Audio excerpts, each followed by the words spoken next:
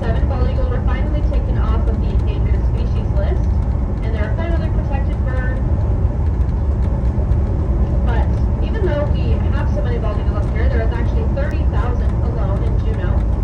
It is quite miraculous because here in Juneau particularly, 50% of all baby eagles will die their first winter. So this will be either because of starvation or they'll freeze to death.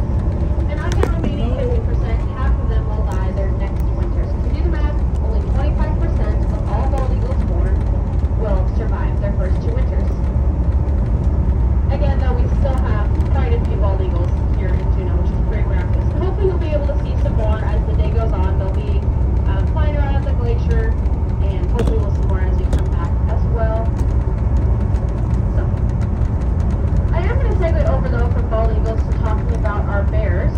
So, we do have bears here in Juneau. It didn't get this fence off to the right-hand side, past the fence along the tree line. There's a big leafy green cabbage-looking plant out there. With the warmer temperatures, some of it's starting to die, some of the ground leaves as well. But that plant out there, that is skunk cabbage. Now, skunk cabbage, it does smell like skunk. That's where it gets its name. So it's rigid, so it'll go up. And then the western hemlock, their branches will slope downwards. So that's how you can tell the difference between the two. The cycas spruce, because they are the more sturdy tree, that's usually the tree that bald eagles will build their nest in. So 9 times out of 10, if you see a bald eagle's nest, it's going to be in a cycas spruce tree. And there is one last little plant I'm going to point out to you guys. As we pass this little residential area, there is a basin above the Mendenhall Glacier called Suicide Basin that fills up with rainwater all year long, and at one point during the end of the summer it will break and flood the Mendenhall Lake and the Mendenhall River.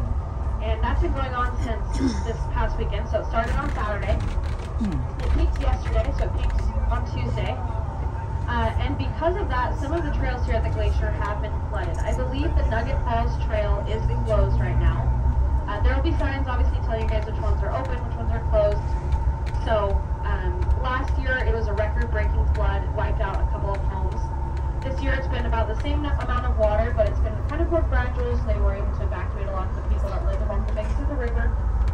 But that's definitely been something that's been going on here in Juneau. So, the Trail of Time is one of the trails that is open, so as we come around here, you can see on the right-hand side there's big old rocks, and that's the trailhead for the Trail of Time.